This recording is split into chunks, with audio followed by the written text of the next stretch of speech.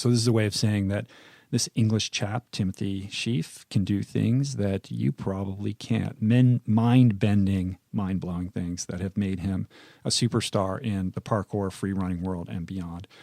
You should check out his YouTube channel. It's just youtube.com/livewire, and you'll get my meaning. But be warned, it can suck you in. You might lose a few hours watching him do these crazy things on video. It's quite impressive and amazing. But honestly, that's not what's most striking or impressive about this young man, and it's not why he's on the show. The reason he's on the show and what makes him so inspiring to me is his incredible passion and spirit, his drive to inspire other people, especially young people across the world, towards self-betterment through the incredible transformative power of body movement. He's passionate about the planet, he's passionate about the environment, the animals, and his discipline, if you will, is almost, in certain respects, I think you could qualify it as a form of physical, political performance art. It's sort of a demonstration of how we can live more in harmony with nature and our surroundings. It's a reframing of what a building or a rooftop or a curb or a staircase railing actually means by inverting and expanding upon the ways in which a human can interact with it.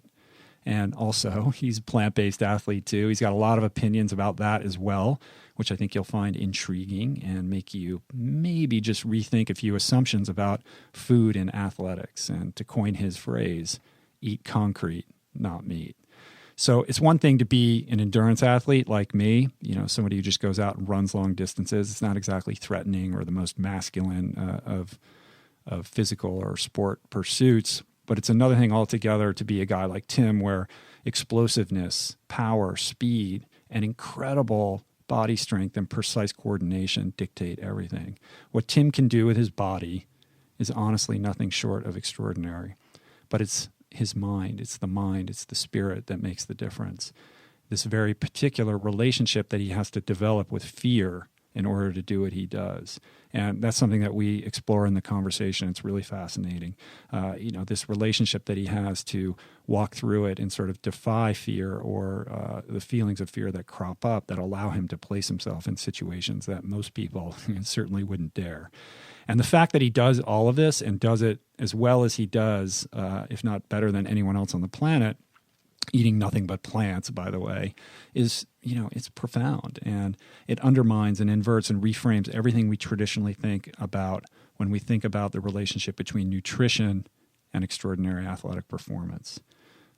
This is a message that he shares not just through his physical motion, his physicality, and across his various social media platforms, but he's also appeared in the movies. He's been in the Harry Potter movies. He played Death Eater, and he can be found preparing delicious vegan meals and sort of post-workout smoothies, etc., on his buddy Jamie Oliver's YouTube channel, which is pretty cool. Links to all this stuff will be up on the show page at richroll.com if you want to check all that out. In any event, I found out that Tim was visiting LA from the UK when my buddy Mac Danzig, the MMA fighter, UFC fighter who's been on the show, you should check out that interview if you haven't already. It's a great one of the most popular ones that I've done. Anyway, Mac was texting me. He's like, you got to meet this guy, Tim. He's amazing. He'd be great for the show. And I was sort of thinking, I don't have time. I was really busy at the time. I was juggling a lot of different things, and I wasn't sure I was going to be able to squeeze it in. And then the next day, I ran into my Ninja Warrior parkour buddy, Travis Brewer, who's also been on the show. You might remember him a couple episodes back. And he was telling me that he had just worked out with Tim that day. And so when I heard that, I thought the universe is making it pretty clear that I really need to meet this guy. So I made the time, and I'm glad I did. Travis also sits down with us today. He's the co-host with us, and we dug in. So this is what went down.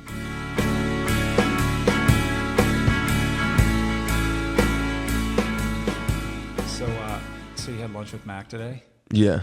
How do you know Mac?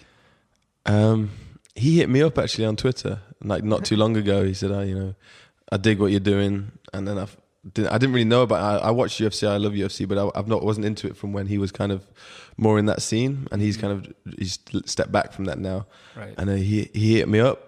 And I thought, yeah, this guy's cool. Like when I checked out his background, and he's like, next time you come in LA, let me know. And I came and I didn't get a chance to see him before, and this time I was hassling him. I was like, I'm here, let's hang out. And, you know, he's got to spend a lot of time with his daughter. Right. And, he found some time, and we went for lunch. We went to Native Foods Cafe. Oh, cool. That's the spot, man. Yeah, there's a lot of, I call it fast food, vegan cuisine. It's like that and around, Veggie Grill. Although Native Foods is a little cleaner. A little cleaner. There's more salad options. You know, Right. that's how you gauge the health by like how big the salad section is on the menu. Right. And you know, that was great. And while I'm here, I'm enjoying those foods. Yeah, and Mac's a great guy, and it's funny because he started texting me a couple days ago. I was getting ready to go out of town, like quick out of town trip to Colorado, and he's like, "Hey, I got this guy Tim in town. Be great for the podcast. You should definitely check him out." And I was like really juggling like a lot of stuff, and I was like, I don't know if I can do it. It sounds awesome, but I don't know. And maybe I could do it Thursday afternoon. And he kept checking in with me, you know, let me know. It's cool if you can't, but like, just let me know. And then I get back from Colorado yesterday afternoon. I had to go straight to this little event at Lewis Howes's apartment for Adam Braun for his book, The Promise of a Pencil, to honor him, which was really cool. And Travis was there. Hey, Travis. Hey, what's up, guys?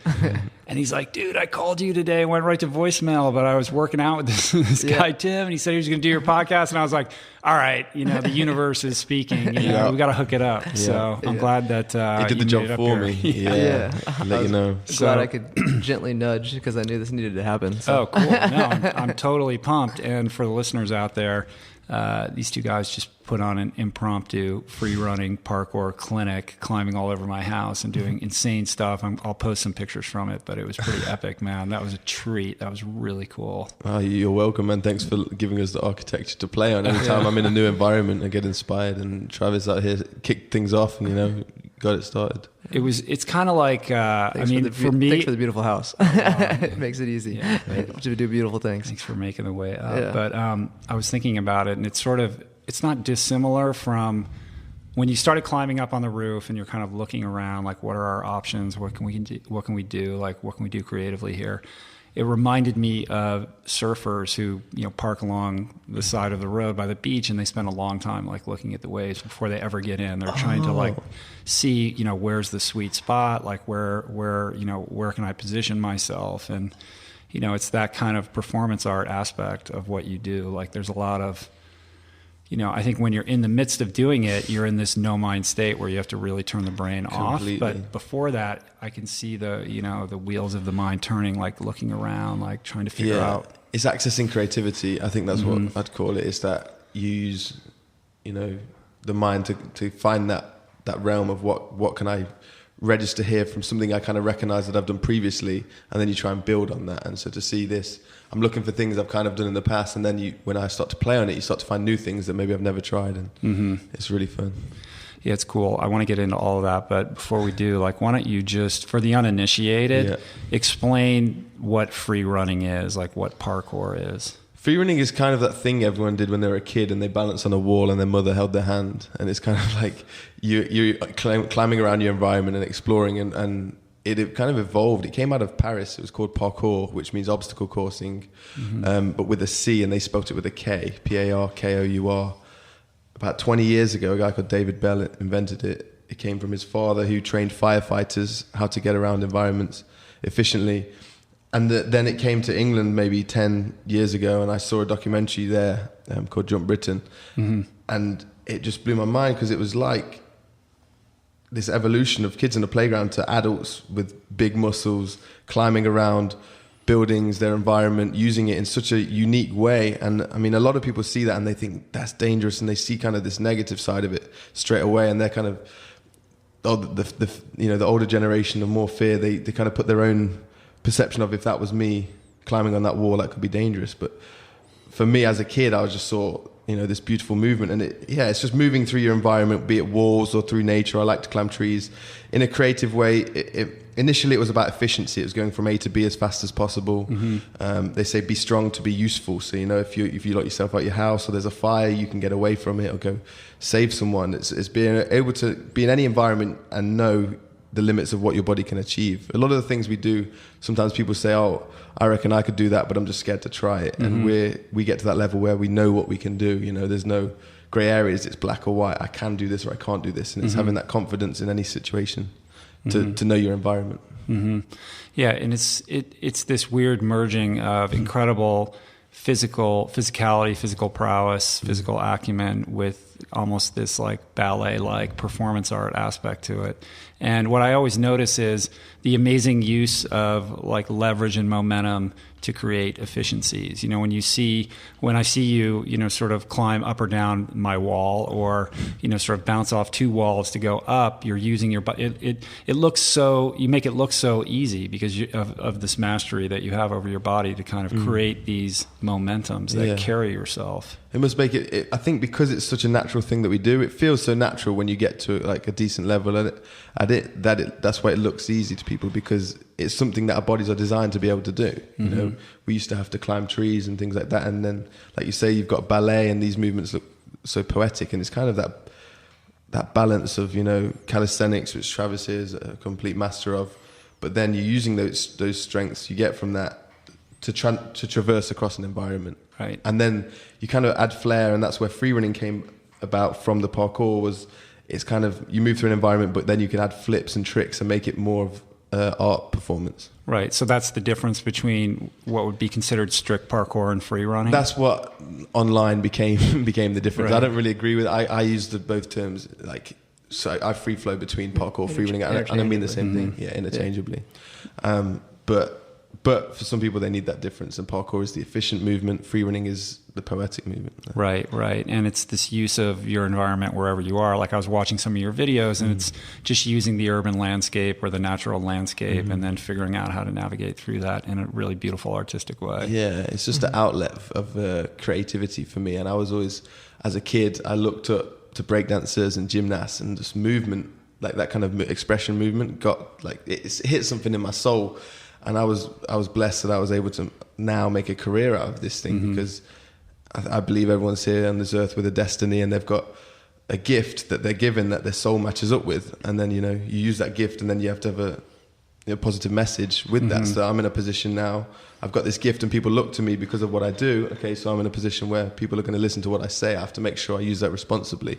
And that's what I think we're here for. We're here to, you know, have a gift and then use it to promote something positive. Right. I mean, that's a big theme of this podcast. And I was actually laughing out loud when I was reading your bio on your website, because, you know, I'm thinking, all right, you know, 2-time world free running champion. I'll click on his bio, and it's going to be this long list of all these sort of accomplishments and things that you've won, and et cetera. And instead it was like this beautiful polemic about life, this sort of philosophical, you know, kind of perspective on, you know, how you see yourself in the world, and what you feel is important in what you do, and how you express yourself creatively, athletically, and physically. And in reading it, I was like, you just captured exactly basically the primary theme of what I try to use this podcast for, which is to help empower people to find that thing inside of them, you know, that maybe they once embraced as a child and kind of got eroded over time. Exactly the case. To try to find a way to express that more fully, and to kind of step into a more authentic, fully actualized, you know, version of yourself. And every guest that I have on is some form or another of that in a variety of different ways. But you said it so beautifully. I loved it. Yeah, thank you. I sent it to a friend, and he went, "Wow, like you've gone a bit too far with that," because it's like about me section, and it should be you know, your accoutrements or whatever. But I thought it was great, because you don't because that's what you're expecting. I wanted to be honest, right? man. I wanted to be honest, and that's how I feel. And people can read that and be like, "Oh, he's this hippie schmippy dude," or some people can be like, "Damn, that we want him involved with what we do," and those are the people I want to work with. You know? Right.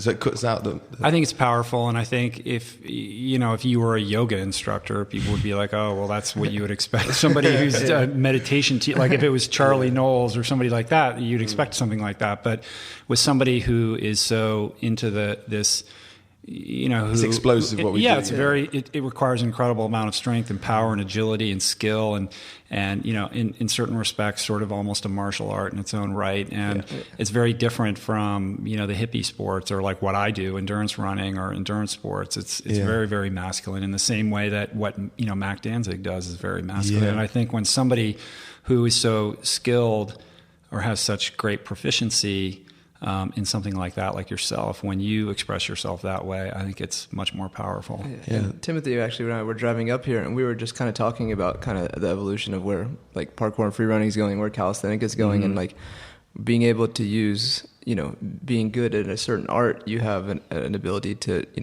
put your own message on it. We feel very strongly that, we can direct something with, like I'm so appreciative of Timothy because that is his bio, and like my bio would be something that's similar. Yeah, you would be the same. It wasn't. It's like I'm not here to brag about what I've done. It's really like to display a message of how we can make the world better. And how you can find your passion of what you want to do. Yeah, and I think the beauty now is the universe appears to be supporting those people more, like whether it was 2012 or whatever they say, but the people that are authentic under themselves and they've got integrity, they seem to be surfacing to the top now, and all these companies coming about that care about eco-friendly, the environment, veganism, like promoting life and health, they're slowly surfacing, and it's a really exciting time to be involved in this movement. And part of me is like, yeah, I just know that we're going to win in the end, so I'm just on this team. Like, it's kind of like a selfish thing, but it's win-win. Like that's how it works. Uh-huh. Yeah, it's funny. I agree with that too. And sometimes people say to me, well, not everybody can be so talented. Like not everybody could do what you do, or not. And I agree. Like I not do everybody, what you do, brother. Not everybody can be. But that's not the point. The The point is, not everybody can be LeBron James. But I think everybody has an innate talent for something, or at least a passion for something. And I think that the way our society is contrived, especially men, we're not really encouraged to explore that. It's just, it's something we're supposed to kind of repress and put behind us. Or put on the side as like a side hobby. But the thing is, you can make now because of YouTube and the internet, and you can make a living doing what you're passionate about, and it's about finding it and making it work, and acknowledging that it may take a bit of work in the beginning, and you may take a year or two till you find your feet and you have to juggle a few things, but when you get there's nothing more rewarding than making a living doing what you love. But then at the same time, once money gets involved, it changes things, so there's a constant struggle that you have to kind of find the right balance of what you're doing. And right. When so how old were you when you first saw these documentaries, or you became interested? I was 15, 16. I was 16, I think. I'm 26 now, so it was about 10 years ago. And you were like a breakdancer at the time. I was a breakdancer. So you were already kind of into this movement, physicality. Yeah, I loved it. But there was a lot of competition in breakdancing, and it was very one-dimensional. The music got really boring to me as well. Like, I did really love it at the time.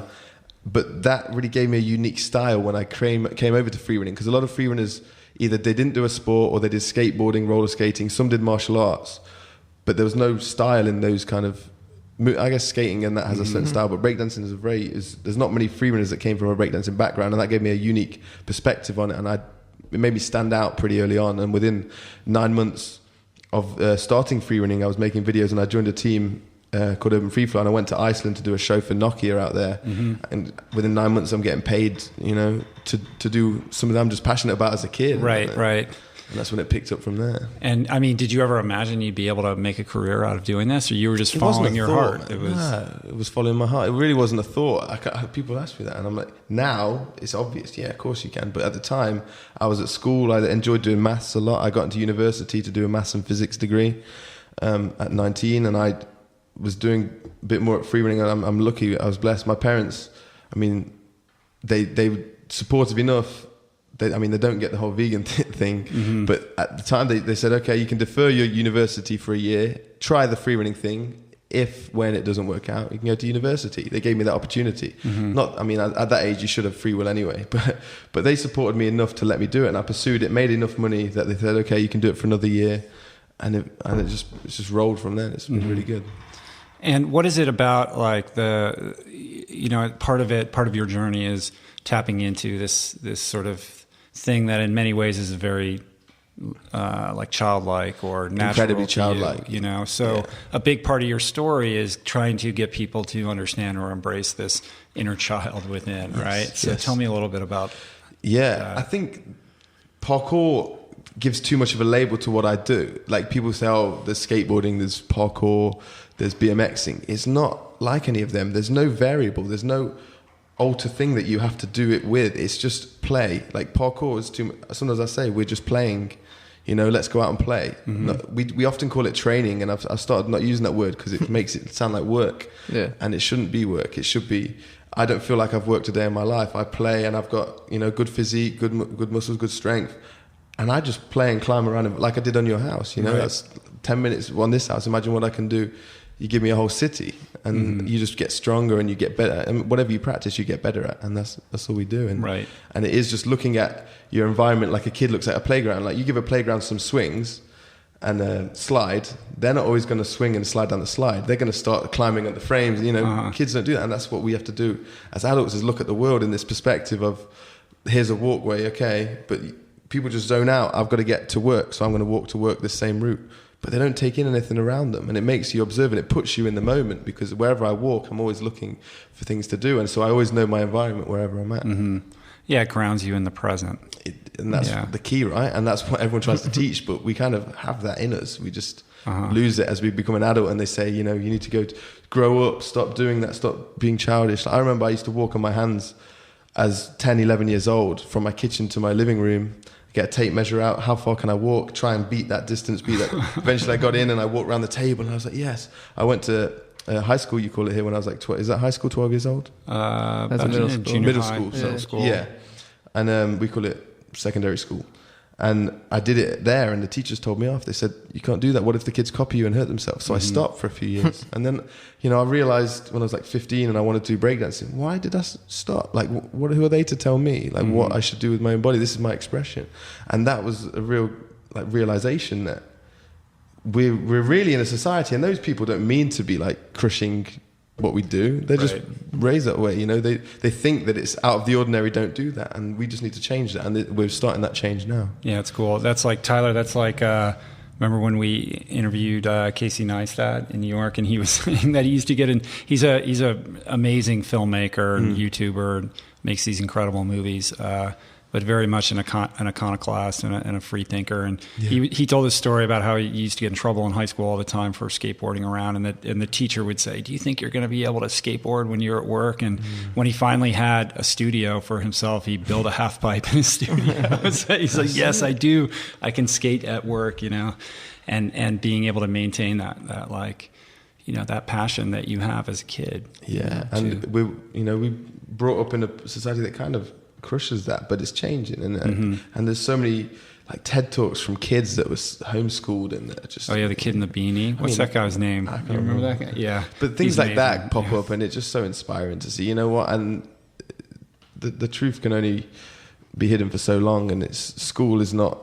The system isn't right at the moment. It's got to change, because you can't put everyone into this one box. And we're such different. We express ourselves so differently, and it's. Well, we're in an amazing time where we've never had more access to information, and culture and society, in certain ways, is forced to be more transparent than it ever has, and people have very finely attuned radar for what's authentic and when they're being pitched or sold something, right? And so I think people are gravitating more towards this search for something more real or authentic. And I think at the same time, the internet isolates us and makes us feel alone. And I think that drives us even deeper towards this need to try to connect with something real and authentic. It does. And oh yeah, what's his name? Logan LaPlante. Check that talk out. Yeah. He's the TED Talk kid, the homeschool kid. Yeah, I watched. There's a documentary. It's a black and white one on diplomatic school in England, and this head teacher's philosophy was, you let the kids play as long as they want. Eventually, they're going to want to come inside and learn something, and that was the whole philosophy. Was you let them choose. And there's a school in Denmark that does this now. They can play for as long as they want, but after an hour, they want to come in and learn something that they're passionate about. You limit it to an hour, and they're like, oh no, it's the end of play. It's funny how it works. Right. You create these boundaries, and you don't need to. Kids find it themselves anyway. And so they come inside, and the school in Denmark, they have 5-year-olds and 18-year-olds working on the same subject, because they can help each other and they can learn. There's a school in Russia like that as well. There's a documentary about it. I think it's called The School, but it's amazing, where they have, the older kids are helping the younger kids, and they pick a subject and they all go in deep together on it. And we homeschool all our kids, and that's been a big, you sound like my wife when you were talking right there, the way that we've sort of approached our 10-year-old daughter Mathis's education. And she's already discovering what her passions are, and she's very self-motivated. And it's in large part driven by my wife's conviction that it's important to like sort of leave them alone to breathe and figure out who they are. That's exactly it, right? Mm-hmm. I'm really down with that.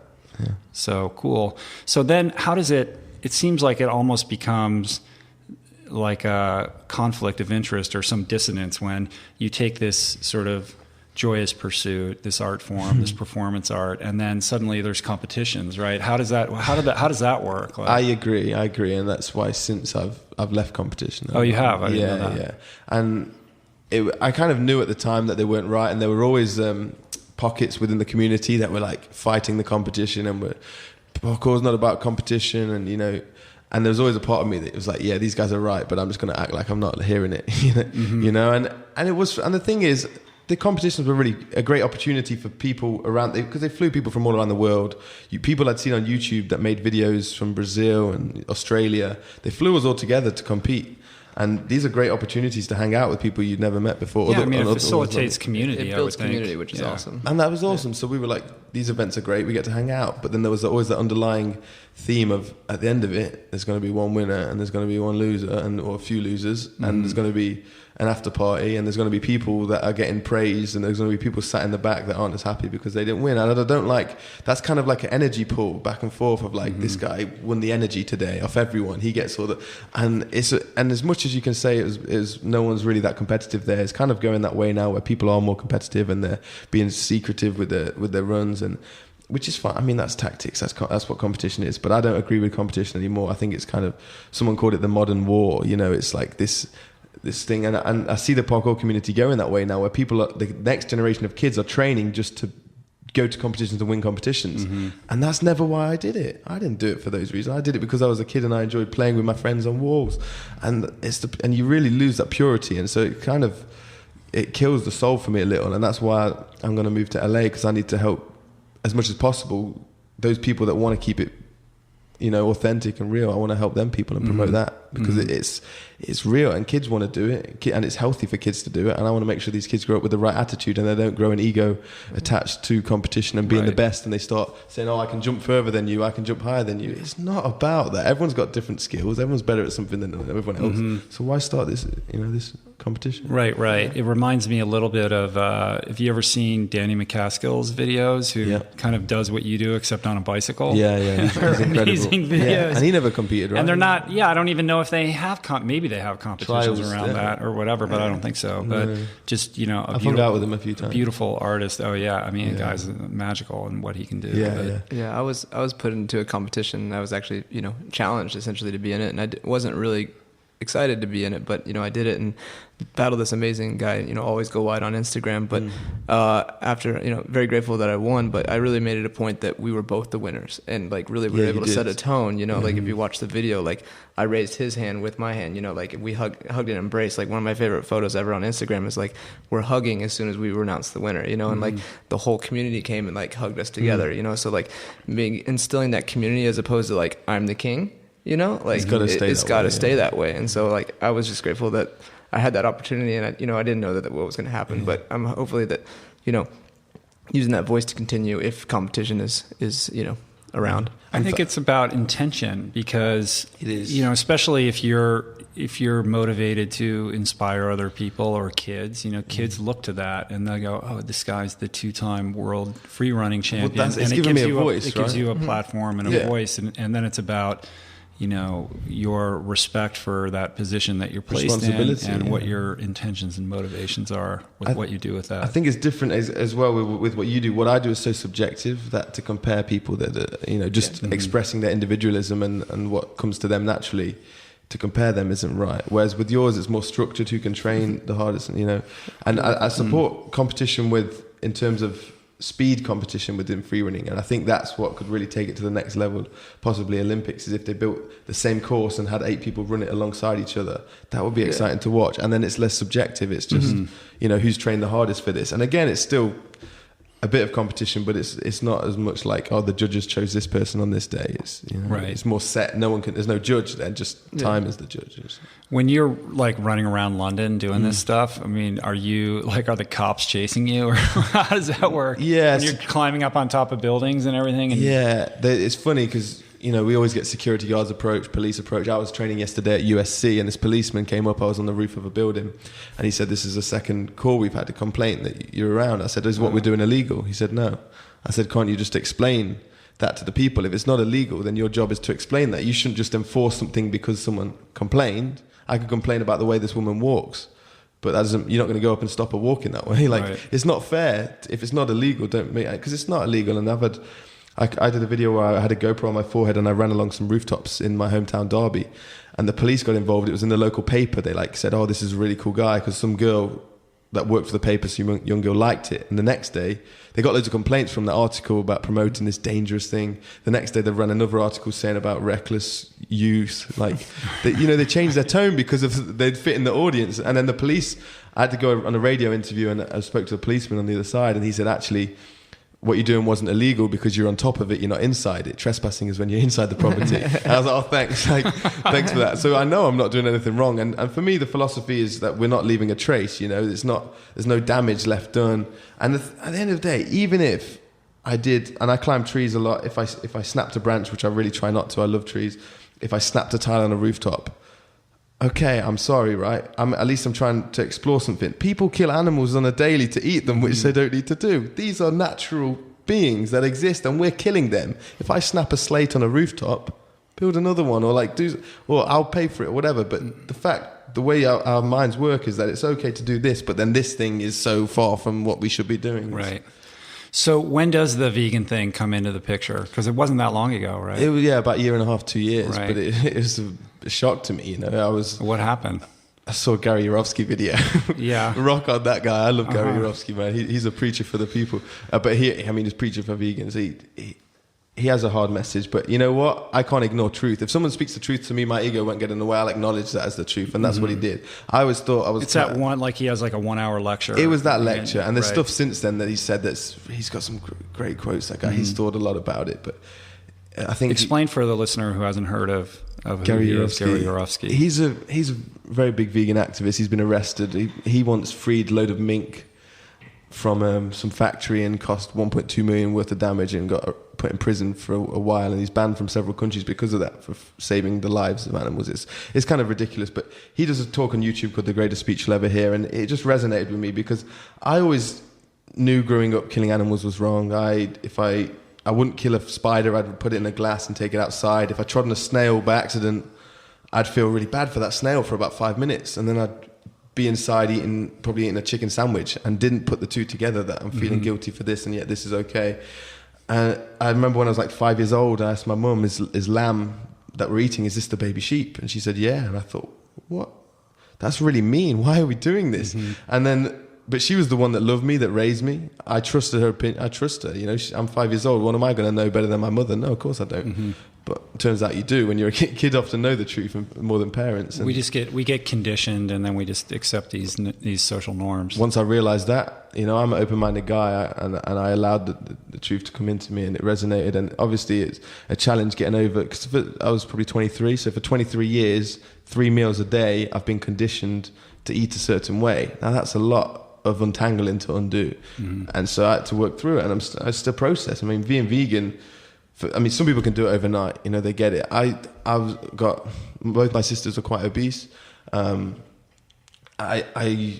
wasn't fat, but because I trained out, it turned to muscle, so I was quite bulky from eating burgers, and I didn't eat that badly, but I still ate a lot. I love burgers and fries, and I definitely came from a heavy meat background, but I flourished when I became vegan. It made me thrive, and I think it's still hard because London, there's other things I really want to move towards, the sun and fresher fruit and vegetables. So I've still got a lot of growth to come. But that first step on the ladder, I was like, wow, this is... So it really was it was watching that video. Who encouraged you to watch it? Or did somebody say, or did you just stumble upon it accidentally? Or what led to that? I was in Bucharest, and I was with a friend, and he's vegetarian, and he's a really strong guy. And I was like, maybe I'll try this thing. And I can't remember how I came across that video, but I'm so grateful I did. And as a few people I've showed that to since, boom, done. You have to choose your audience, and the thing is, it's not about converting people to veganism. I don't like that word. It's not like a religion. It's reminding them to be vegan. When we're children, we don't want to harm animals, and I wouldn't know to take an egg from a chicken or things like this. I knew that as a kid. I asked my mum about, is this lamb the thing? Because I don't want that on my conscience. It's just reminding people, you know, we've got this empathy. We've evolved to feel for animals. We feel compassionate for them. Now, why don't we just act on it? When's our diet going to catch up to this compassion that we feel?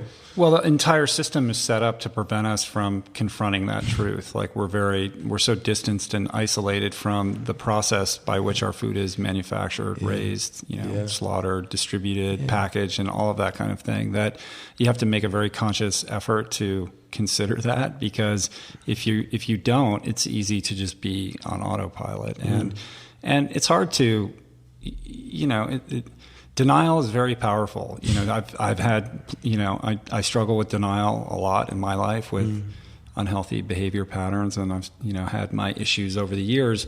And I know what it's like to kind of sort of relax into,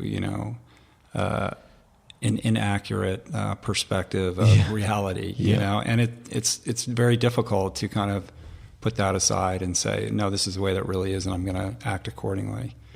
So I think it's, I have no judgment on how other people live their lives. Yeah. And I got into it originally for health reasons, not for ethical reasons. The ethical aspect of it has become much more important to me, more important to me than I ever thought that it would, but that wasn't the original motivator. Yeah. That for me, I was one that was the moral issue of killing animals when we don't need to. But there are a lot of people, some people do it for environmental reasons, people do it for health, a lot of people do it for health reasons, and then they realize, oh, what am I doing? I need to watch Vegucated. A few people have told me about that one. Have you seen that one? Yeah, that's a good one. Where they take meat eaters that think they'll never ever change, and by the end, the animal activists, it's like, that's all you need to know, like, right. It keeps you, I mean, there's so many chapters to it. There's the science behind it, but for me, I like it on a spiritual level. You eat these dead animals, they're fearing, and you take that on board, and it keeps you brainwashed. Like, that word is going to freak some people out if they're not vegan, but you realize, and I've had so many friends that have become vegetarian since that, they realize eating meat keeps you at that level of thinking it's okay. It's hard to see because you're in this cloud, this smog of it's all right to do this, and when you come out, you realize. And now I look at meat, it's just flesh, like any human flesh, and it's scary. And when I see it in a TV show, there's a kid eating a burger. I mean, I accept it. I don't freak out and go, oh, I need to stop this, because it's the way, you got to laugh at this. Can't take life too seriously. That's what I live in. That's this chapter of, whether you believe in reincarnation or what, that's this life I'm in. This is the chapter that the whole, human race is in right now. That's part of it, but it's still kind of sickening that, what's really going on, the reality of things. Right. Everything is, without sounding like too new agey, but everything is energy, and energy cannot be created or destroyed. It's just transferred, and we have a choice about what kind of energy we want to take into our bodies, and that applies to the people we want to surround ourselves with. You always say, like, surround yourself with high vibrating people. If you're around people that are positive thinking, sort of highly motivated, well-grounded people, then you feel better, right? And so why would that not apply to what you're taking into your body? If you're making this choice about whether you're taking a low vibrating food, and that can apply to Frito chips too. It's sort of things that are dead and inert versus absolutely a living sort of micronutrient dense plant food. That's a different energy that you're taking in. You can feel that difference. So why would that not apply to the animal products that you're taking into your diet? And I think that's something I never would have considered or believed in until I had the experience for myself. Yeah, people are coming over to that whole thing now as well. People are starting to sense the vibrations and feel that. And I know when I eat I aim to eat raw, but it's in London or when I'm in LA for a week, it's like exciting to go to all these restaurants. But I know how much better I feel, and I actually feel my whole vibration is better. I went to Thailand for a week. I was doing yoga quite often in London. I went to Thailand for a week, and I ate really healthy, raw, clean. It's so easy to eat fresh fruit out there. And I came back, and I remember my first yoga class back, I felt so like it was the easiest thing, and it was just this vibration that was this frequency, and I was like, wow, it's possible to feel this way. And I'm sure it's somewhere people can get to on drugs, but there's a natural way to reach that kind of that feeling, and it helps, when the collective consciousness rises, as we're all rising, and we all get better at this. We're only going to feel better and better. And when I see like a fight, or like now, or you see someone at the slaughterhouse or something, I feel this sink in my whole energy just drop, and it takes you a while to get back out of that slump. But I'm really sensitive now to energy of people around me and vibration and things. It's all about positive energy. Yeah. That's pretty Spreading the interesting. pie. Have you seen Damian Manders TED Talk? No. He's the guy, the who big was South African. Yeah, the South African. Amazing. guy. That's Yeah, good yeah. for like jock men. Like Yeah, well, he's warrior. like the most alpha male dude of all time, right? Yeah. Like this guy, and he was he a South African or a British soldier in Afghanistan? I'm trying to remember. It's been a while since I watched it. He's the one that was on about conserving animals in Africa, right? Right, but originally he was like this think major he was- hardcore like sniper. he was dude. SAS or something. Yeah, it's yeah. like special forces That was guy it. who was in the muck big time and just saw more than his fair share of Yeah. killing it, in warfare. Special Forces. Oh, he was Australian, There we right? go. Yeah. Have you watched that TED Talk? It's insane. I'll put a Warrior. link. What's it called? Something Warrior.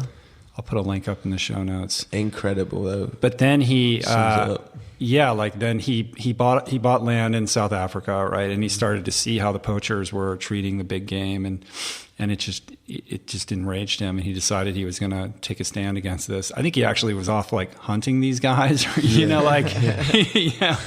And he gives this incredibly eloquent TED Talk about his position on animal welfare, especially big game animals. It's beautiful, and it's very potent because he is such a force of masculinity. He is, and then that shows his transformation was his mind realized, why are these elephants more important than the cows? Like he'd be saving these elephants and then going back and making barbecues. And he posted a question there. He says, "Does a cow value its life more? Or do I value this barbecue more than a cow values its life?" And no one can ever. There's only one answer for that. Right. Obviously, the cow values its life more. And now you're getting people on Facebook. I see so many people. A lot of girls, I guess, posting about these animal problems like these dolphin slaughter, or they fed a giraffe to some lions in a zoo, and again about dogs in China, and there are all these things. And then I asked them, I say, "Are you vegetarian? You care about these dolphins here, or you care about this giraffe, but yet you're making a choice that causes death to other animals." And it's not, as humans, it's not our choice to say what animal is more important than another. How about we just don't fuck with any of them? Mm-hmm. Can I swear on this podcast? You can say whatever you want, man. All right. A lot of passion. I respect Yeah. that. I like the passion. As an athlete, what were the differences that you Yes. saw when you started to eat this way? Because you're a big guy. I mean, for a parkour guy, I think a lot of the guys are like they look like rock climbers, Agile, right? Really yeah, skinny little dudes, but you're like a big dude. Yeah. So I trimmed up more than I did, and I want to trim up a bit more because it feels fun to be agile. For me, it's not about look. I've never cared about how I look as body wise. That's just it comes with what I train. It's like secondary. So I trimmed up a bit. I had Achilles tendonitis. I've never broke a bone. Touch wood. Right? You've never broken a bone. No, which is I big see like the outtakes in your Yeah. videos where you're like wiping out and Yeah. everything like that. Like I would assume you getting injured all the time. No, it's very calculated. That's the thing is, Yeah. we're quite.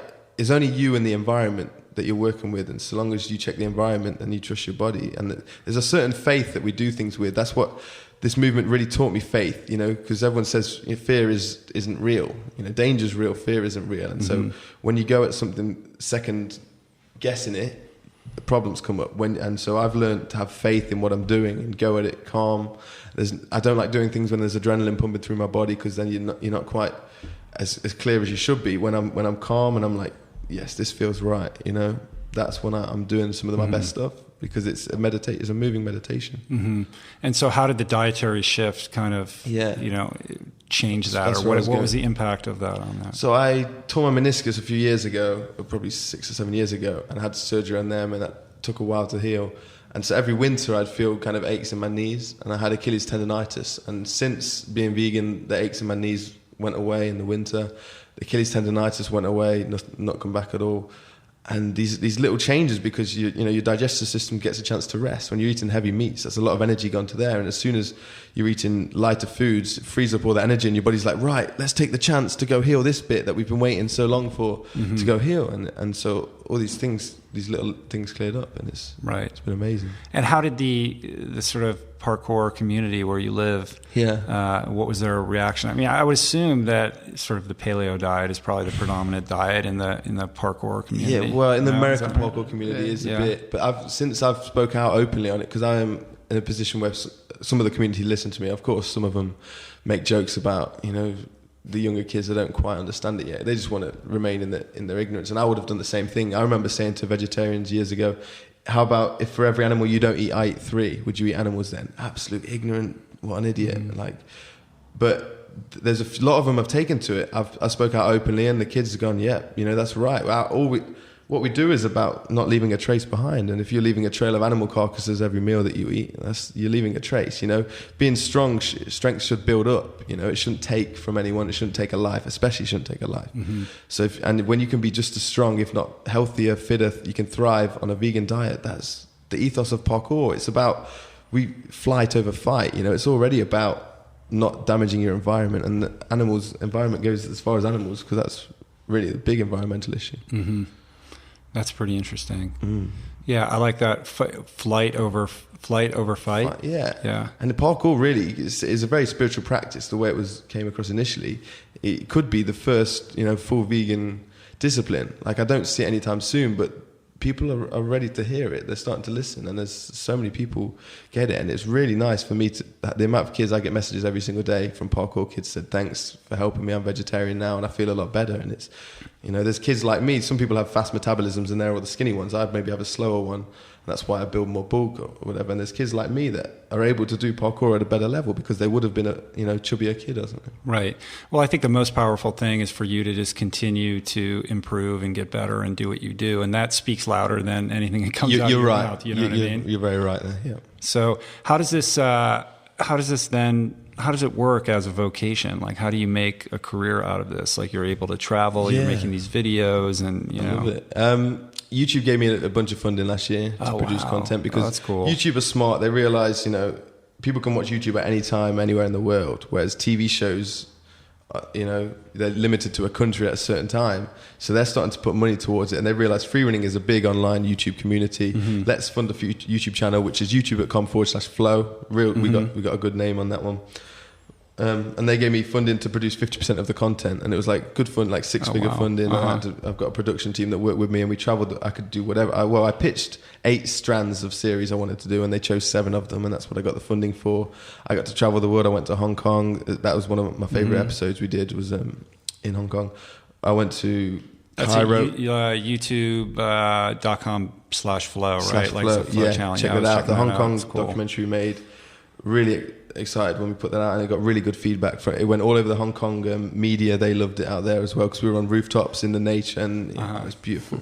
Went to Cairo. I climbed a pyramid there illegally, 3 a.m. Almost. Oh wow! It's daunting, but we got that videos coming out in the next few weeks on there, and so I got a bunch of fun. I just got back from Sydney. I flew direct from Sydney to LA.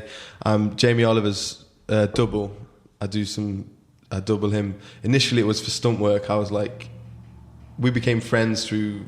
He made an Epic Veg Time, right, which is like Epic Meal Time, and I met his manager, and he knew I was vegan. He was like, "Oh, come down for this," and I met him that day, and we got on really well. And I've met him a few times since. And he got a contract with Sobeys, which is a Canadian supermarket, and he said, "Oh, let's write Tim into the script," because he was running around delivering healthy food to houses. He said, "Let's write Tim." So I'm jumping in between. We've got similar hair. That's about. Oh, so I see you body double for him. So I bodybuilded for that, and then I went to Canada, Toronto, did an advert there, and then he shot one for Woolworths in London, which is a Australian supermarket. And what he's doing with them is, and with Sobeys as well, is when they sign a contract to be associated with Jamie Oliver and they have his face all over their shop and on their products, they have to sort their animal welfare out. He's got animal welfare guys that are really on point with this. I've met a few of them, and they go to all the farms that these people buy from, and they check the standards and the quality, and they make them raise it. In Europe, Jamie Oliver did a TV show about 6 years ago that got rid of battery farm chickens. One 45-minute TV show done. England completely banned it. Europe's banned it now since. 6 years it's been gone. Australia still has Battery Farm chickens all over all the supermarkets. So for Woolworths, which is the biggest supermarket in Australia, to sign their name with him within the next 6 years, they have to completely get rid of all Battery Farm chickens. Oh, wow. Free range. The animals have to be all free range for their meats and everything like that. So he's making a difference. And if I can do anything to support him to help this cause, then I'm all in. Yeah, that guy's amazing. And even not being somebody who is a vegan, he's had possibly a larger impact on animal welfare than any single human being, just because of the amazing healthy example. Than pretty that he much sets. any He's company. incredible. Yeah, he's amazing. And now you're making nutrition videos on his YouTube channel, Yeah. right? I saw your date smoothie one. And what did you call it? Datorade. Datorade. I kind of ripped that from Durian Rider. Yeah, from Durian. Yeah. But he's all about promoting the message. I know he doesn't care about that. There are Right. other vegans that if I stole a name, they might be a bit. When you were in Thailand, did you go to see Durian Rider? No, I didn't. But I met him at Woodstock Fruit Festival. Oh, you did? Oh, you went to that last year. Yeah, if you ever get a chance, any of you vegans that know about that, I'm going there again this year. Oh, I'm you're going to be this year? a special guest there. I'm going to do a talk and I'm going to teach had parkour. Michael Arnstein invited me to come this year. I don't know what I listened to what that I'm gonna be able to podcast. go. Oh, you did? Oh, Yeah, cool. Yeah. Yeah, He's a cool guy. He's I mean, he cool. runs that and he's cool. Yeah, he's great. If you get a chance, man, it's good vibes out in nature. Like, it's really nice. It's good. So you'll How are be you with going the back? raw vegan? Do you try it often? I don't. 10-10. Yeah, I mean, I don't. Oh, the 80-10-10. I've never gone full bore into that, and it's interesting because I've talked to a lot of people that are having great success with that. Obviously, Michael Arnstein, Durian Rider. I don't know if he's like there was all that controversy with that. That's so I don't know what's funny. going I on love there. the But, but even Mac Danzig, is he still doing it? Because he was super into it. yeah. He had just started it when I had him on the podcast, said and he was like, did said it. he was feeling great. Yeah, he said he drifts out of it, but he does it for like months at a time, and he feels so much better just on so much fruit, just mangoes and oranges. Right. And yeah, I know I feel better when I do that. It is key, and I think we'll get there as the whole world is slowly drifting, and the more people there are in that community, the more it makes it easier for vegans to step over to raw vegan. And the thing is, there's a lot of raw vegan cuisine that's really fancy coming out, and I think that's kind of missing the point. Right. I do this to try and simplify my life, and I'm going to enjoy. Like I said, it's a process. And I'm still enjoying being vegan and going to these fancy restaurants, but I know where I'm aiming for, and I know I'm gradually getting there. And it is raw veganism. It is whole foods. It is a simple lifestyle, even though you're eating a lot of the time. Right. But you don't have to cook anything. You don't have to prepare these fancy raw cuisines. You can just get by. And then I think we use food the way we use alcohol, the way we use drugs. The way we use burgers and things. It's kind of a numbing thing. And Right. that's why fasting is important. I've not done much fasting. I want to do more of that. Meditation. Well, What it's do you all say? it's all a process of really getting in touch with how much we use food to manage our emotions I or use to it. I repress our definitely use it, emotions, and in order to really sort of get an objective viewpoint on that, you have to try a fast or change your diet sufficiently enough where you can feel those trigger points like, oh, why am I craving this right now? Or what's going on with me emotionally that's making me feel this way? And, journaling over that or exploring that and getting in touch with that. That's the way that you can really sort of use it to grow. You can see yourself from the other side then, when you make a change and you look back or you slowly get back into the old habit and you start to, you realize the trigger points. Because it's really, it's so much more than the food. It's about, the food is a step in your growth evolution process. And I think there are a lot of people who get so caught up in the food part of it and it just kind of stops there. But I look at it like you clean up your diet and you start doing this so that you can then develop a greater relationship with yourself, sort of cultivate this, increase in your vitality and energy so that you can then channel it in a healthy way with a healthy relationship with yourself. And I think if you don't sort of step into that aspect of it, you're stunting your own personal growth. Yeah, and it's okay to have spiritual plateaus every once in a while, but we are spiritual beings and we are here for spiritual progression. We come to the earth as a school for us to learn, and you have to really pick up on these things and make sure that you are growing. I look back to a year ago and I see a few things I did then and I go, right, no, I am growing. Because sometimes you beat yourself up, you think I've not changed that much, or these things I want to work on, I've not worked on them recently. But it's a juggling act, and you just got to make sure that every time you get better, like you're gradually getting somewhere. And it's up, and you've got to accept the up and down, but as long as the average line is going upwards, it's all right. Right. When you were at the Woodstock Fruit Festival, did you meet Evan Rock? I did meet Evan. He's Did moved to you? Hawaii now. I know. So he's Through a Jen. he's a good friend of ours. He used to date the young lady who babysat our little girls. Cool. And so he would come over to our house, and Julie would teach yoga to him, and we got to know him quite well. And he lived nearby here, and he would ride his bike by on the weekends. And he's probably listening. So hey, Evan. Yes, hey, Evan. I know. He'd wear I his hit like him up, organic athlete kit, and Yeah. he's just a friend of our family, right? Cool. And I didn't know that we had spent 3 years living on the North Shore of Hawaii last year. Yeah. On an organic farm, and he would call me and say, I'm looking for the next thing I want to do with my life. I'm not sure yet. Like, I'm really interested in what you guys are doing. Like, and we ended up not staying. We came back, but I could tell he was already starting to think about how he wanted to change his life. And fast forward to, I guess about 4 or 5 months ago, he had a really, good career he worked in commercial real estate. He did very well financially and all of that. And I would run into him at Whole Foods at lunchtime, and he would be in his suit and tie, but he'd have an entire watermelon out. I've He'd never just be seen eating him in his a suit and watermelon. tie. Yeah, I I know. can't So imagine. that's the way he was working in a suit and tie, right? Which is hard to imagine, knowing probably the context in which you know him.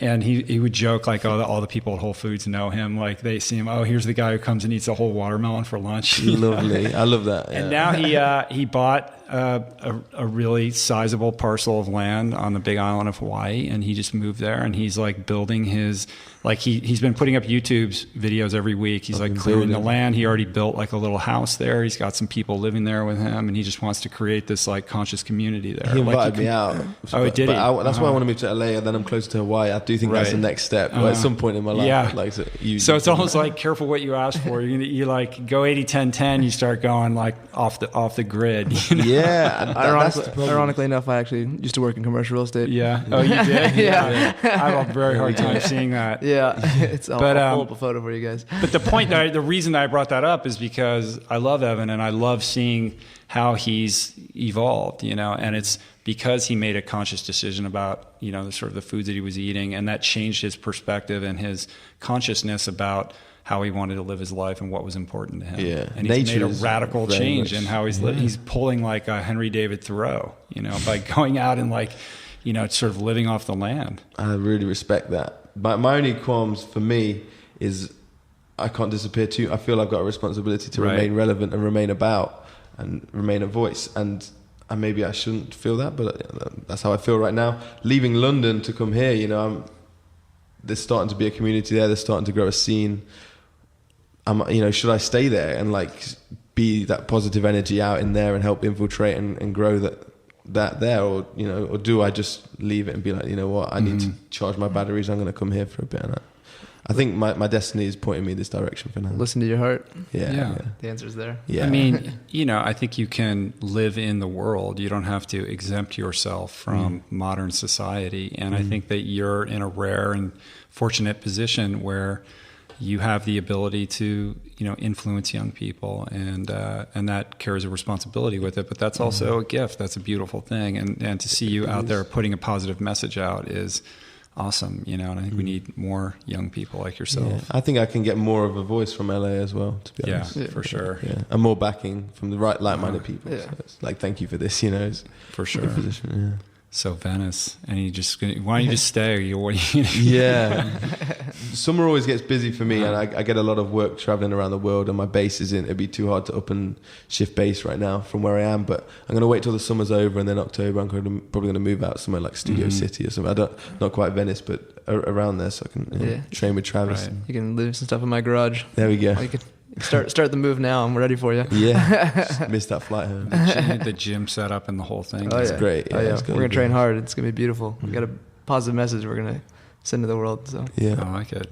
So Travis, we were at this party last night, and Julie Handler came up to you, and she wanted to talk to you about how she could perfect her handstand. Yeah. And you guys had a really interesting conversation where you were basically saying handstands are really about fear. Like if you could do a handstand against the wall and kind of balance yourself for a couple seconds, and you can probably do it. And what screws people up is that fear of falling or what's going to happen. And I think that's really relevant to, Tim, what you do and how you kind of approach these sort of extraordinary athletic feats and do it with a self-confidence and a sort of grounding in the present. And that So what interests me about that is your relationship to fear, like how you confront it, how you deal with it, how you walk through it, or how you put it out of your mind. Yeah, it's not putting it out of your mind because it's definitely there for a reason. What I say to people with handstands is practice on a soft ground like grass, falling over. Your fear is of falling over, so go fall over somewhere that you're comfortable falling over, and you realize that it's not really that big a problem. Often, what you don't see with freerunning is we've fallen off a lot on maybe 4 foot off the ground, 3 foot off the ground. We've tried to make a jump and we've fallen back from it, and we've worked out how to save ourselves, how to catch ourselves. So when we're high up, if the same thing happens, we kind of have that faith that if it's not going to work out, there's this backup option, or there's this, and that's what it looks like, just some reckless guy hurling himself across, but it's very calculated. There's backup options, there's other things involved in it, and I think it's very much. It's quite like it's like heart intelligence, it's that confidence that comes with the training that gives you the ability to apply it and have the fear there, but then go, no, you know what, I'm all right because of this. I think also what people probably don't realize, or at least consciously realize, is that when you go out and do these things, that is the evolution of many, many, many hours of practicing over the years. It's a progression. And these tiny incremental sort of increases in the distances or the heights that are almost probably imperceptible to you. But, if you're doing some, jump or whatever it is, and you're 30 feet off the ground, you've probably done 1 million at, 28 feet, and then exactly. 1 million before that at 26 feet. But by the time you're at that 30 feet, it doesn't feel any different than it did 8 years ago when you were 3 feet off the ground. Yeah. Well, that's exactly right. It. It becomes the same thing. Another thing is when you are high up and you still, there's an innate human thing about we're scared of heights and loud noises, right? They're two inbuilt fears. So when you stood on a high bone, you look down, and it is scary, but then when you back up to do the jump, you're not actually on the edge and you're not looking at the drop. You're just focused on the landing area and, just making it across. But when you are there and the thoughts come to you, you could die, right? You have that thought. There is a scenario right now, because if you're just walking outside or something, you don't have that thought in your head, I could die now, because that would be quite mad. But when you're up there, you think, yeah, this is a scenario which could cause a death or a really severe injury. That makes you appreciate life so much more, because you've been closer to it. And so then for me to feel how that feels or the possibilities there, and then cast that onto an animal from knowing how it feels. We live in a culture that's so scared of death. We're so terrified of death every day. The news, all this propaganda, fear, terrorists, we really put it into our brains deeply. Be afraid of death. You might die. These things might come. It might happen to you. And yet we make a decision 3 times a day that has that on an animal. Why? How can you constantly act so afraid of death and then be so hypocritical and be like, oh, but it's okay because it's food? We think it's a bypass because it's food, but we know now with people like you and us, you don't need that. We don't need it. The truth is there now. It's coming. Yeah. So you left me speechless. I'm sorry. I know. Passionate. I'm always quick with a response to that. But where is this going for you? Like, where do you see yourself 5-10 years down the line with this? I don't know. I enjoy promoting this message, and I can get caught up with it. But I think the vegan thing is really fun for me, because I've never felt. I've got a wristband. I never wear wristbands of like Nike or anything. This is animal liberation on it. Like I'm not passionate about any like. I've got my own free running team. I don't wear a wristband with my team on it. Animal liberation is important, man, because it's a decision that wasn't about me. It's the first decision I made that was like, this isn't about me, but it benefits me as well. What a bonus. It's about, I shouldn't make any decisions in life that take from something else. I want to live a simple life. I want to live as gently as possible on this earth. If the bees die out, humans will die out within 2-3 years. You hear that, whether it's true or not. Within so many years we'll go. If ants die out, we'll die out within 5 or 6 years. If humans die out, what do you think happens to the planet? It has a party. It'll be fine. It'll be fine. It'll be better than fine. It'll be better than fine. Better than ever, right? We are, to a degree, a virus. Like, it may sound extreme, but on the planet, we cause all these problems. I got to live a life that leaves as little trace as possible, just as much gratitude. And I say that as a guy that I have a leather belt that I still have from before I was vegan. I drive a car which puts fumes into the air. It's a gradual process. Right. My role is to be a free runner and use that gift to promote this message. I feel that I've kind of found that's my current position. It may change in 10 years. I may want to be a DJ, and I'll go be a DJ if that's what I'm passionate about. I'll just follow my passion.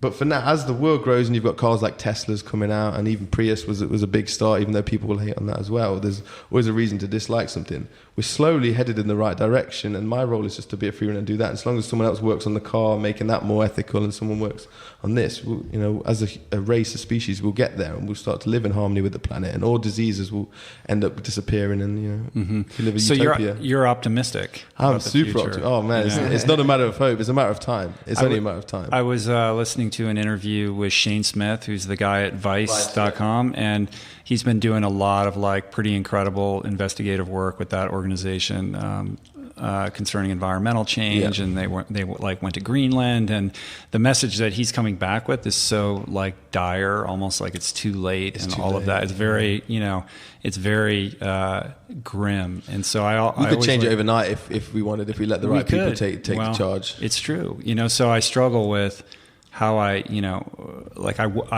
just got back I spoke at Colorado College last night, and or the night before, and it was amazing to go to a university and go to their cafeteria where they have all this organic produce and locally sourced food from nearby farms, some of which they grow on campus, and a community of young people that are interested in permaculture and sustainability and environmental change and all of these kinds of things. And then a ton of people showed up for the talk, and I ended up hanging out afterwards talking to all kinds of people, young people. And when I was in college, I'm like twice your age, right? There was nobody, I didn't know anybody who was studying permaculture or interested in these kinds of things. So when I see that and I hear what you have to say, that gives me great hope. It's very encouraging, and it makes me feel optimistic about the future. But then I sort of contrast that with what I know about, sort of the typical North American, and kind of the way that, how powerful these systems are that are in place that want us to perpetuate, our reliance on fossil fuels, et cetera. And like yourself, I'm not immune from it. I drive a car, and on some level, if you pay taxes, you're complicit in this system, because that money goes towards farm subsidies and all these sorts of things that you may not personally support. So change is coming, though. You can only do, your role is to be the athlete and promote this message, and you do your podcast and you have your books and you promote completely the right message. That's your role in this planet. As long as you die knowing that you did what you were here to do, that's fine. Someone else is working on the oil issues, someone else is working on infinite energy and all those things, and they'll be suppressed for a bit, and I'm sure they have been, but it's going to come to light eventually. There'll be radical change needs to happen. You said the people at college working on these projects, and it's going to happen, and I can only do my part that I'm here to do right now, and if it does fuck up in the future, so that's don't take life too seriously. I've done what I'm here to do. I could worry about all these things, but I don't have any knowledge on that. I have no passion to learn about that. I know they exist. I know problems are happening. It's not my calling, I'm afraid. And I love hearing inspirational stories of people changing it. I will support them. And you vote with your pounds, so try and give money to vegan restaurants. I do big tips. So if you have one, invite me down. I'll give you a big tip, because I'm supporting those things. You vote with your money, and so long as you do as much as you can in the moment, and you're spiritually progressing, we'll be okay. Yeah. Otherwise, I think animals will have a fun world without us. Right. It's easy to get overwhelmed because there are too many problems, and I think that what you said was very astute, which is find that one thing that you can kind of contribute. Yeah, exactly. And you can't do everything, and if you start to think that way, you just become paralyzed. It goes back to the self-realization of following your passion and what you're supposed to be here on the world for, and look internally to find that. And I think that's the key, and I also think that's something that most people really struggle with. I think if you ask the average person, what are you passionate about, or what is it that you think you're here to do? I just know, because personally I was in this position before. I didn't know how to answer that question. I didn't have a healthy enough relationship with myself to know what it was that made me feel passionate. That's why you're an inspiration, though, because what age did you turn it around? You were like 40, right? But I mean, you're somebody who's fully, in your passion, and you're very clear on what you believe in and what your message is. And so, to somebody who's listening out there who may be struggling with these things, I mean, how can you kind of give somebody some inspiration to, find what that thing is for themselves? I think you said it earlier when you said kids kind of know what it was they wanted to do, and you kind of have to reconnect with that inner child, because there is somewhere that knows what you wanted. Ask your parent, ask one of your parents. What did you really like to be involved with, and maybe slowly drift back towards that. The most important thing you can do is, everyone has a gift they're here to give, is to find that gift. And if, it takes a bit of searching, you have to stop doing what you're doing for a while, go find that gift. And then when you find it, contribute to the world in your way. And if it's small and it's in a small community and it's your friends around you and your family or whoever you're contributing to, that's fine. That's your part. You're spreading, pay it forward, whatever. And if you do get a position and a voice, people listen to you, you become successful, like you became successful, and now people listen to you with the running, the Ironman. And I did it with free running. I wasn't vegan at the time, which is kind of a shame, because I would love to use that platform. But like I say, I don't agree with competition anymore. So I'm just using, what I've got at the moment from that. You don't have to be a world champion for people to listen to. You can just be but you were still making influence. That's what I mean. I remember I was watching the last Red Bull Art of Motion, and you were one of the judges, and every time they would cue the video to the judges, you had a piece of broccoli or different piece of fruit, just a fruit or vegetable that he was eating, and I was like, that's awesome, well, it's kind of like how people see that. Yeah, they see that. It changes people's thoughts. Yeah. It's like, do you follow Steve-O's Instagram? Yes. So Steve-O, in his cough. Yeah, he's always like lying on a giant bed of produce, or he like puts himself inside the refrigerator with all this like produce around. What a guy, right? And it takes sometimes to go that far to the other side to come back and realize, this is life is made by helping others. You're kind to others. That's where the happiness comes from, and that's what I want to do. And every time a kid messages me saying I've helped them, I always make sure I reply and say that's great. That, like, not for me, there's no ego boost to me saying, oh yeah, I'm helping people. It's like, you helped yourself. Something within you recognized what I said was truth, and you went and did it yourself. So it's nothing I've done. You've done it yourself. You just let the connection be made. But you can accept thanks for being, on some level, a catalyst for that. Of course, but that isn't what drives me, but it's just nice. It keeps you going. Of course. Yeah. Oh, it's incredibly motivating to get those kind of emails. And I think, really what I always try to say is, if you're not happy with how your life is going, or you're feeling stuck, or you're not sure, what it is that you're supposed to do, you have to shake things up and start doing things differently. Because if you keep just doing things the way that you've always been doing them, you're going to get the same results. For things to change, you have to change. You have to change. And that could just mean changing one thing initially and seeing where that leads you, and trying to stay out of judgment about whatever path that's on, and being open to new ideas and new ways. And that doesn't mean that it's easy, because actually it's kind of hard. It might be the hardest thing you ever do, but it's really kind of why we're here. The rewards are so worth it. That's the thing. At the end of the day, veganism can be hard for some people, but the rewards are so worth it. They're so there, and you have to remember that the only truth you really know is your own experience. Like, you can read science facts, you can read blog posts on for and against every single thing that you want in your life. People are going to write good things about your bad habits because they want to sell books, and people are going to want to flame and say bad things about the things you don't like as well, so that it reaffirms things with you.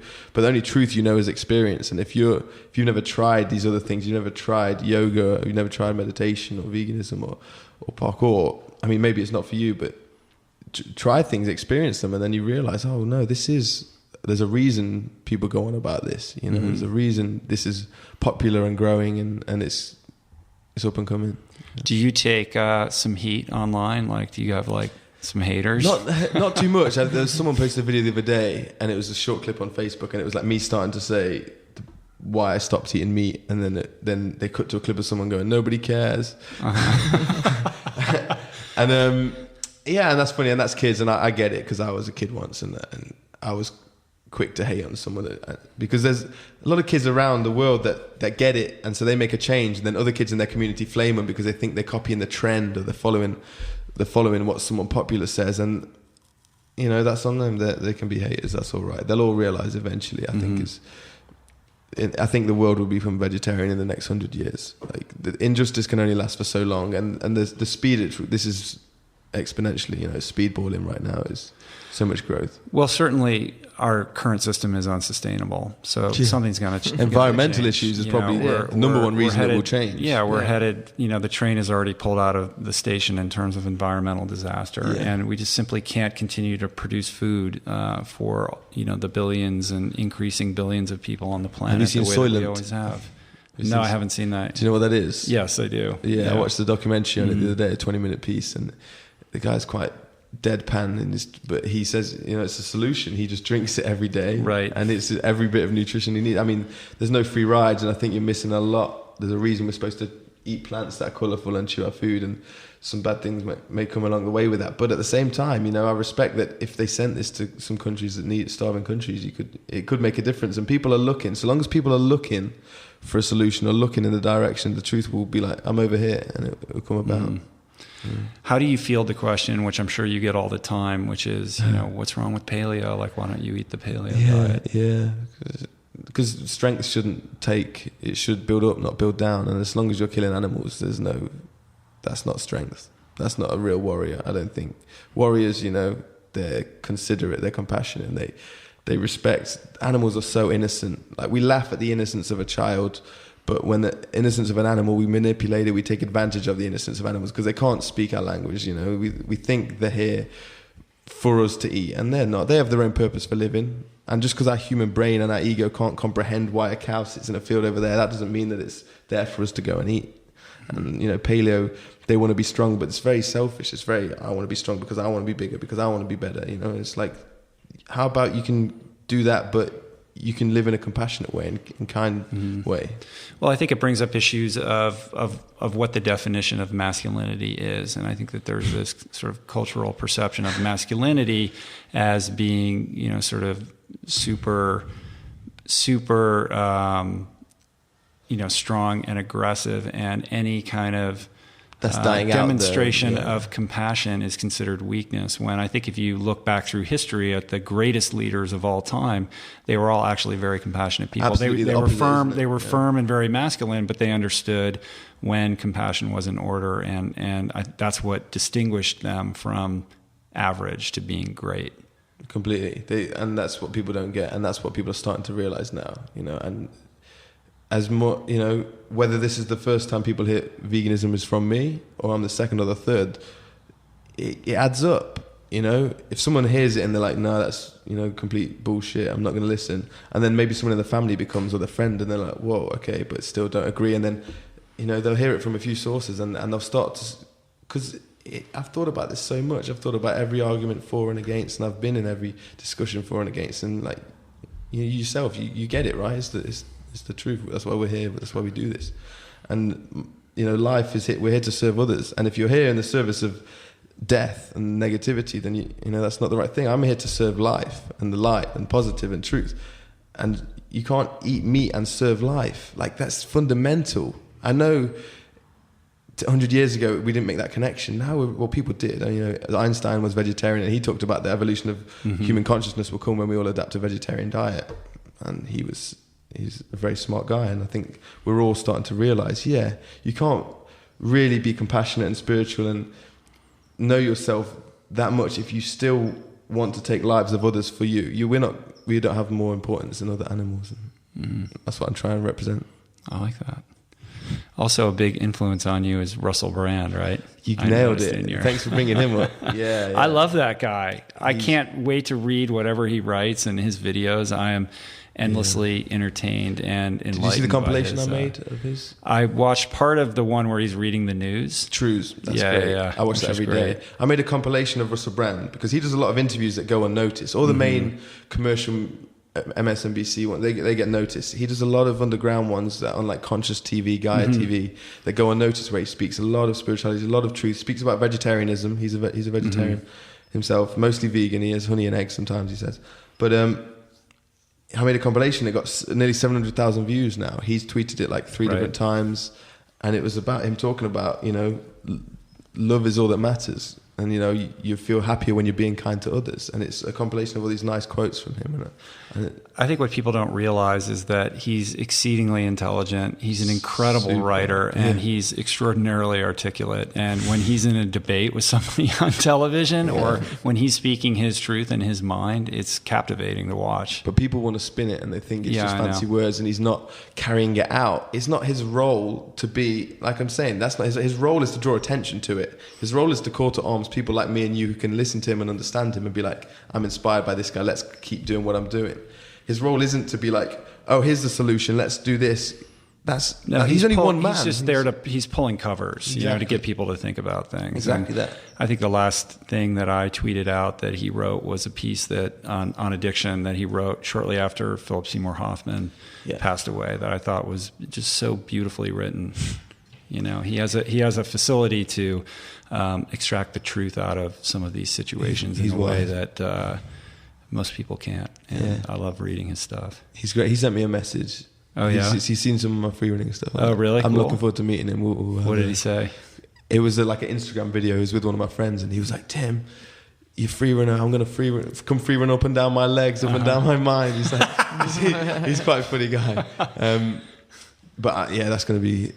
He's a very big inspiration. People think he's all this material, sex-driven guy, but he's really finding his true self now, and he's been completely sober from drugs and alcohol for 11 years. And like we said with Steve-O and that, he was a heroin addict, and he's gone that far down, and it makes you see the depth of which you can go, and it's the pendulum's the other way. He's come so far in the other direction. Yeah, I mean, it's easy to take a swing at a guy like that, but I have a tendency to invest more faith in people that have lived on, the dark side and have come out the other side. And I respect his transparency about that and his willingness to talk about it, because he knows that if he's open about it, that he has the opportunity and the chance to help somebody else. And he's found that's kind of his thing now. He doesn't want to be like the mayor of England, or I don't even know what they.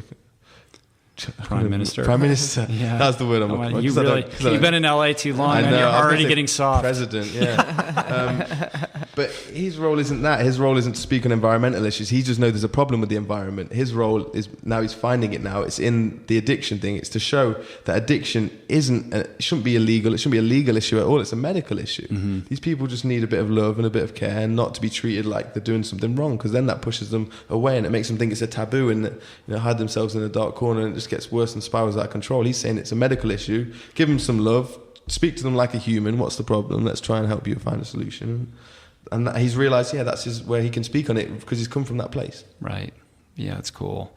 For people that are listening that are kind of interested in this idea of eating a plant-based diet, but they're not quite there yet, I mean, what are the kind of things that you usually say to somebody to try to help them take that first step? Yeah, it's a process. I mean, often one is pescatarian. I did that for like a week or 2 weeks. And then within the first 6 months, there was the odd time I'd have a bit of fish every now and then when I was with someone, and I had a girlfriend at the time she was still eating fish, and I'd eat a bit of her plate, and accept the process. It's a lot of work. The society's brought us up one way.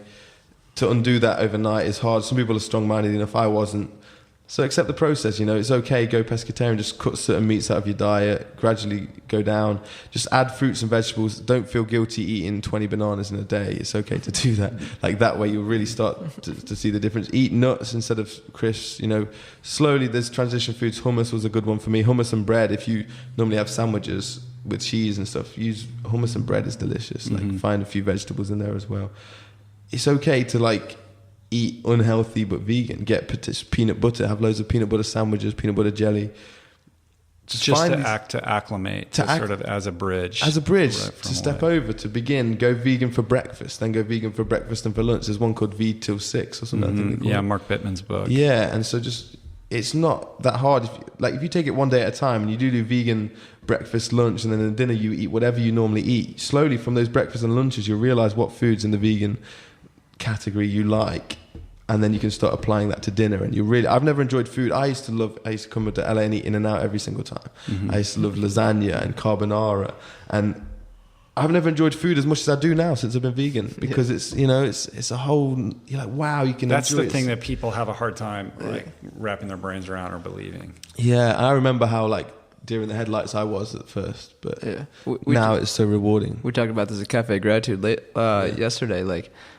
Now it's great that there's a bunch of great tasting vegan restaurants, but before that, it was the comparison of this meat or this other type of food tastes so much better. But my always argument was, it tastes good for the 2 bites that you have and swallow it, but you feel ish the whole rest of the day, versus now the vegan food tastes just as good in my mind going down, and then the whole rest of my day I feel incredible, and that even that argument, even if it doesn't taste just as good. The rest of the hours. The rest of the hour of the day is totally completely worth it, as opposed to you having to go take a nap because you had like too much steak in like a beer. Like. I've never left Cafe Gratitude with somebody, because I bring people there all the time, where they went, I'm not going back there. Place is like amazing. every person was like, that was an incredible meal. Absolutely. And people from all different kinds of walks of life and diet. One of my favorite things to do is bring an out-of-towner straight to Cafe Gratitude. Yeah, that's it. But those pioneers that were doing it before Cafe Gratitude exists, man, rock on to them, because they had a tough time. I feel blessed that I'm in a time where I can speak on veganism and people get it and people will listen to me.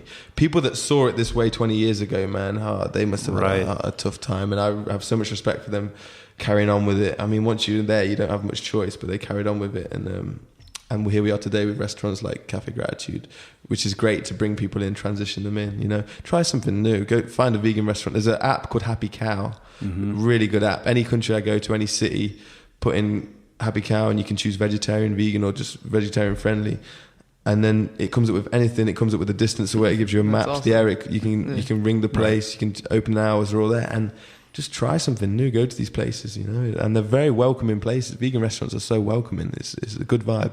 Yeah, one of the things I always say to people too is don't judge yourself, because you're gonna screw up, you're gonna make mistakes, and if you're too hard on yourself, you'll just say, well, that was too hard, I'm not gonna do that, like forget it. And just understand that you're a human being and you're fallible, and and to kind of change habits you've had your entire life is a very difficult thing, and it takes time, and to be gentle on yourself, and to also look at it, you referenced this before, but to focus on all the new things that you're going to be adding to your diet, as opposed to perceiving it from a deprivation point of view and focusing on the things that you're not eating. You know what I mean? Like, look at it as an adventure. Like, you're going to go to the farmer's market and you get all these crazy vegetables that you really haven't experienced before, or if you don't have a farmer's market, your local supermarket or whatever, and make it into something fun, like an adventure. Yeah, sweet potato and dates are pretty like two staples that you can just have bags of dates and just big sweet potatoes, and you're guaranteed to get filled up, and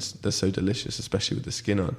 Like, those are two of my main points. I tell people, fruit, vegetables, nuts and seeds, but sweet potatoes and dates, 10 bananas. You don't have to be a chef either. With you that. don't. Oh, I'm no further from a chef, but you can mess up a vegan meal and you're not going to give yourself food poisoning. It's all right.